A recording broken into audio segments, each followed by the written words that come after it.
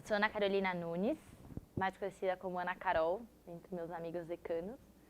Eu tenho 26 anos, sou nascida em São Paulo. Eu me criei na Zona Leste de São Paulo, vivi na Penha até uns 13 anos e depois fui para o Belenzinho, onde eu morei até uns 21, mais ou menos. Eu sempre quis ser, tipo, artista, sabe? Uma pessoa conhecida.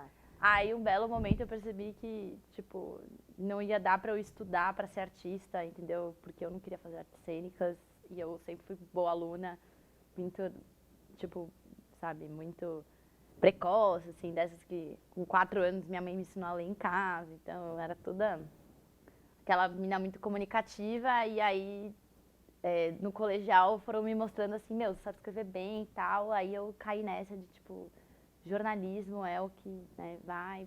Eu sou a primeira pessoa da minha família a entrar em universidade pública, a primeira pessoa a fazer um mestrado também na minha família. Eu entrei na ECA em 2008, em jornalismo, foi o ano em que jornalismo foi assim um dos cursos mais concorridos. Eu sempre gostei muito de esporte. No colégio eu cheguei a treinar algumas coisas, mas enfim, meu colégio não participava de grandes circuitos, então eu não sabia super nada. Mas eu, desde o começo, quando vieram me chamar, eu já preenchi a fichinha ali, vôlei. Fui, tipo, antes das meus bichos, já fui treinar.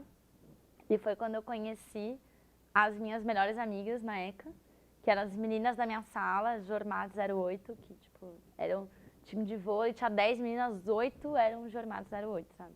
E já quis entrar na ECA Atlética de cara, porque eu já entendi ali que aquele era o meu meio, porque era uma ferramenta de sociabilização que eu me identificava muito, tipo, organizar coisas, né? E era isso que eu queria fazer. Na Atlética, eu queria muito mais participar, assim, da parte esportiva, sabe? De dar apoio às atletas, né? Eu era da turma que falava que no Juca tinha que ter um kit sem cerveja, que eu não bebia cerveja, eu acho isso absurdamente injusto. E eu entrei no vôlei desde o começo, mas o que mais me reteve para participar, para de fato vir para a faculdade, eram os treinos. Eu acho que assim, o que define minha trajetória na ECA não é minha trajetória de estudos acadêmica, que eu entrei com 17 anos e, assim como muitas pessoas que entram direto do colégio, a gente não tem maturidade acadêmica. Então, assim, as minhas primeiras disciplinas, eu não sabia o que eu estava fazendo ali, sabe? Tipo, de verdade. Eu achava que eu era uma pessoa inteligente. No meu primeiro ano, eu me senti muito burra e isso foi muito foda, porque eu sempre tive uma autoestima muito boa e, de repente, eu estava sabe, eu não estava entendendo nada. E isso foi muito foda, que nos meus 2 primeiros anos, eu no fim desse ciclo, né, desse biênio, eu estava bem desmotivada quanto ao curso. Porque eu não me sentia capaz, assim, sabe? Eu falava, meu, eu sei escrever e tal, mas eu não me identificava. E a carreira de jornalismo, ele tem um ethos de, tipo, acho que na publicidade também tem isso, né? De que você é bom, assim, se você se dedicar ao máximo. Se dedicar ao máximo, tipo assim, você ficar até 1, 2 da manhã fechando coisa. Eu lembro quando a gente fez o Jornal do Campus, que é um laboratório super difícil, assim, é um jornal quinzenal, tem que ficar aqui acompanhando. Eu não fui editora-chefe nenhuma vez, nem editora nenhuma vez, porque foi na época que eu era presidente da Júnior. E eu falei, eu não vou ser editora porque eu conheço meus limites, entendeu? Eu tô em tantos times, eu dou aula no Redigir, sou presidente da Jornalismo Júnior, eu não vou ser editora no Jornal do Campus porque eu não vou conseguir entregar e eu também não tô disposta a chegar 2 da manhã em casa porque ninguém vai pagar meu táxi, sabe? No Redigir era a questão, pra mim, né, o compromisso com uma responsabilidade social de compartilhar o conhecimento com pessoas que por várias barreiras não conseguem entrar na universidade, mas que a gente tem muito a compartilhar. E foi onde eu mais aprendi, enfim, sobre essa questão, né, de nosso compromisso enquanto universidade pública.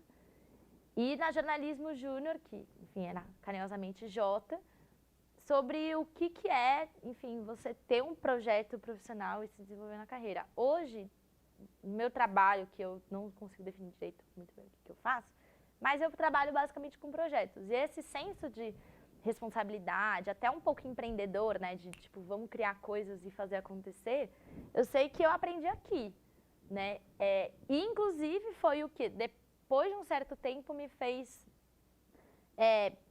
sacar que eu precisava dar a direção no meu caminho acadêmico, porque fazer umas matérias em RP, e aí foi uma hora que eu falei assim, eu vou para comunicação pública, e enfim, foi me encontrando. Chega esperando assim, eu vou fazer as matérias, vou sair daqui um jornalista, sabe? Aí, depois de um certo tempo você entende que não, que para você sair dali um jornalista, produtor, né, sei lá o quê, você tem que, tipo, você ir atrás e investir na sua própria carreira. E aí eu tive meio que essas duas fases, né? Os 3 primeiros anos era muito entidades, que eu tava desiludida com a academia, mas eu tava, muito firme com as entidades, não parava em casa.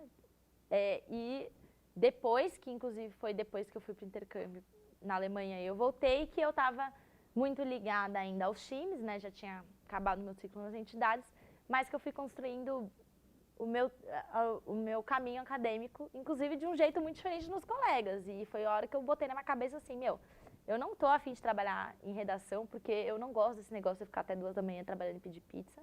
Não combina comigo. Eu já vi que não vai dar para trabalhar em TV, porque tem um caminho aí que é meio do QI, e talvez não seja nem o perfil.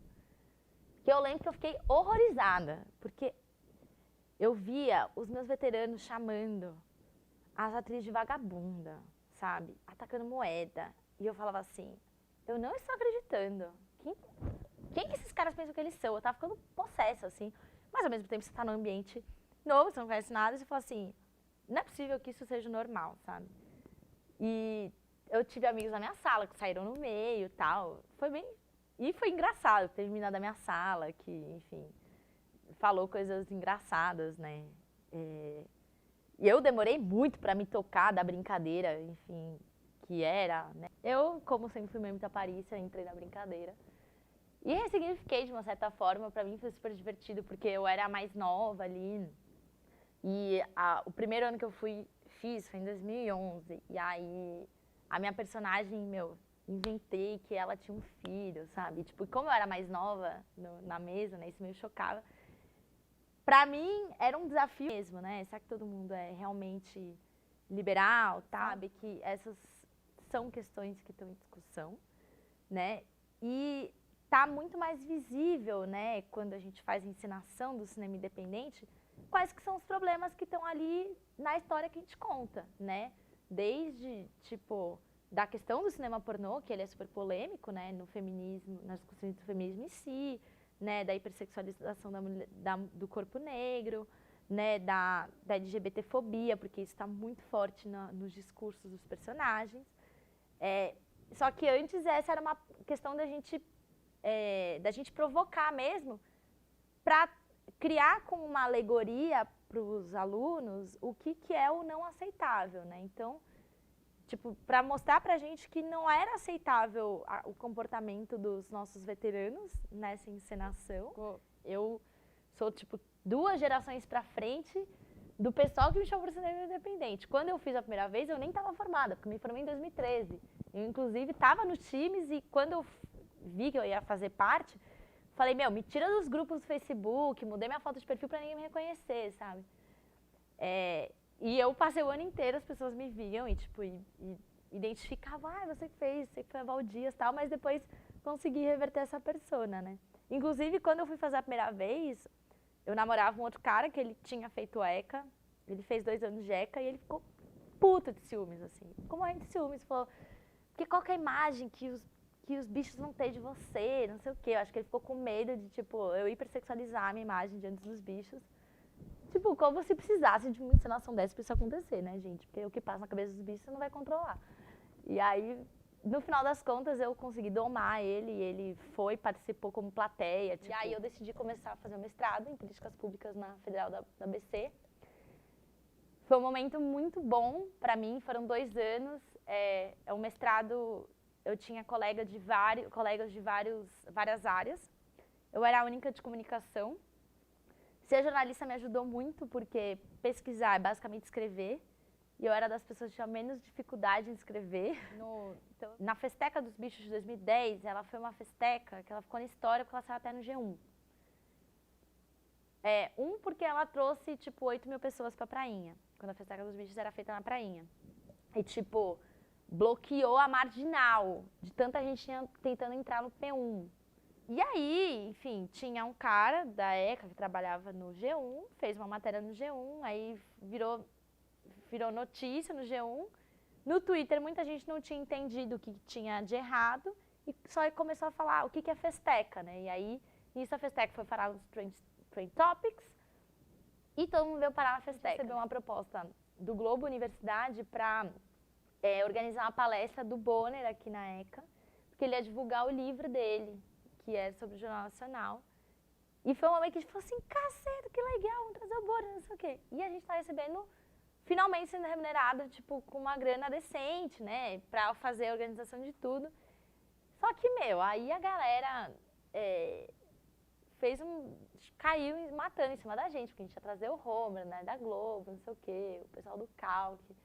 E a gente toda assim, né, super tenso, tipo, o pessoal, sabe, segundo, terceiro ano, tipo, o que a gente vai fazer? E aí eles fizeram um cartaz, assim, do Bonner, que era o Homer Simpson desenhado, e tipo, seja bem-vindo à USP, porque tinha uma história de que o Homer, em uma palestra, tinha falado que ele lidava com o telespectador dele como Homer Simpson. Tipo, que é um estereótipo de um homem médio que não tem conhecimentos muito aprofundados, né? E aí, enfim, eles achavam absurda essa frase, e exploraram isso nessas boas-vindas. E a gente toda uma contenção de crise, assim, de tipo, ele é nosso convidado, assim. Isso deu ser de várias entidades. Em 2010, não satisfeita, a gente está em 3 entidades, né? Atlética, Jota, Redigir, eu estava nos times. E eu entrei na comissão da Semana dos Bichos, porque os presidentas da Júnior entravam na comissão. E aí, né, vim aí para fazer... eu estava viajando a maior parte do tempo, mas na Semana dos Bichos eu passei a semana inteira aqui. E aí a gente teve a apresentação das entidades e tinha camiseta para todas as entidades que iam se apresentar. E eu tinha que me apresentar em todas. E aí eu, no intervalo de 1 hora, tipo, só trocava de camiseta, sabe? Tinha uma apresentação, eu ia, tipo, colocar uma camiseta por cima, voltava. Algumas eu ficava no cantinho, assim, tipo, da Atlética.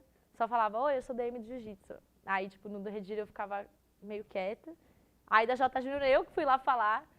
E aí causou meio uma confusão, assim. Várias pessoas chegaram pra mim e falaram assim, era você mesmo que tava naquelas quadras? Porque, não sei, você só mudou a roupa? Eu falei, eu só mudei a roupa, mas sim, eu estou em todas essas entidades. Muito feliz, porque, enfim, é um reconhecimento de que a gente, de uma certa forma, todo mundo faz parte da história, mas que a gente marcou algum aspecto na história da ECA. Amar as amizades que a gente fez, as entidades, os times que a gente fez parte.